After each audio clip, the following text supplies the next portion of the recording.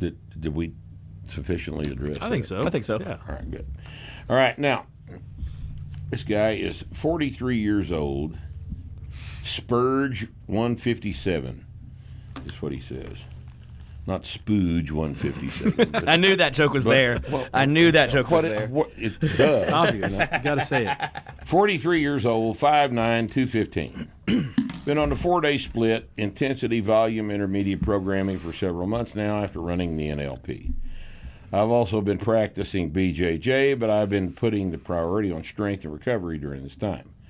Starting body weight was about 185. PRs are 198 for 3 in the press, 330 for a triple in the bench, 420 for 5 in the squat, 475 for 5 in the deadlift.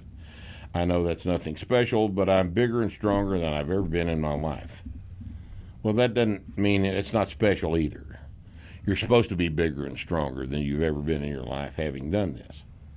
I also have bigger arms, traps, quads, etc. than I've ever had, all without ever focusing on any of those individual body parts or hypertrophy. And by some miracle, I've somehow managed to not turn into a fat ass like the haters all continually warn. My question has to do with maintenance programming. If I want to start a period of prioritizing practicing BJJ, or any other activity for that matter, more often and with more effort, what are the best ways to program strength training to maintain as much strength as possible with a minimum effective dose of training? It's a program of 2 lifting days per week. Is a program of 2 lifting days per week enough to maintain strength? And what might a training day look like with an approach like that? Perhaps a 4-day split, but with reduced volume. I've heard that 15 hard reps per week is about all it takes to maintain strength, but I've not heard it discussed much here in the starting strength circles. I know it's not the focus of starting strength to just maintain strength, but I was hoping you might have some insight for those who might decide they get to a point where they are strong enough for their particular goals, at least for now. So that is the issue, isn't it? He wants to do something else, and he wants to maintain the strength he's got. So I think there's several ways you can approach that. I think you ought to experiment with all of them. The one you're on right now will probably work. But by the same token, you are 5'9" and you're only 215. You're not very big. And if you went up to 235 at 5'9", you would be a whole lot stronger than you are right now, which means that your diet is inadequate for that purpose. And that might be something that you want to consider before you bail out into a maintenance program and start doing a bunch of other stuff. The idea of a maintenance program is just flawed completely, because are you just going to stop progressing everything? That doesn't make any sense. Yeah, what do you do? The same set of Same 5 weight every week? No, that doesn't make any sense. And it's not going to be satisfying to you. You slow down, and there's lifts that you can do heavy that won't prevent you from doing other things. So, for example, you can still pull, whether it's deadlift or rack pull or whatever, really, really heavy, at least every week, definitely every 2 weeks, and do whatever you want. Yes, you can. You can still squat heavy. It doesn't have to be every week, but you can still squat heavy.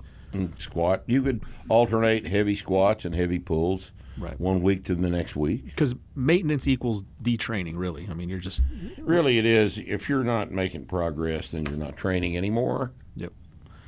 And that's just all there is. That's the way the language works. So the That's answer what that is, means. you got to figure out how to make the barbell training work with your life. And he didn't give enough information. He didn't tell us how long he's been doing BJJ, which will affect the answer. And he didn't tell us how many days he's doing BJJ.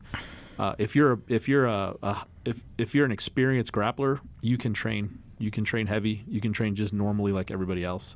If you're new, you're going to have to adjust things. But you know, he did tell us though that he was 43, 5'9", and 215, mm-hmm. and that is you're 43. You've got the capacity to gain a lot of strength, even at your advanced age. All right.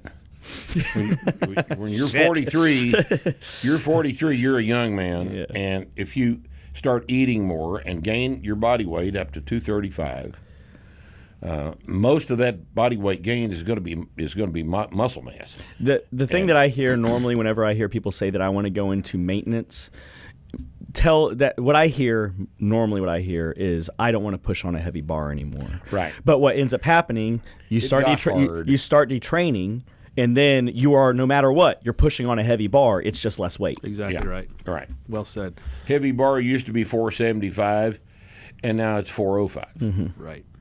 This week on Starting Strength Radio, I know you're shivering in anticipation with what I'm about to tell you.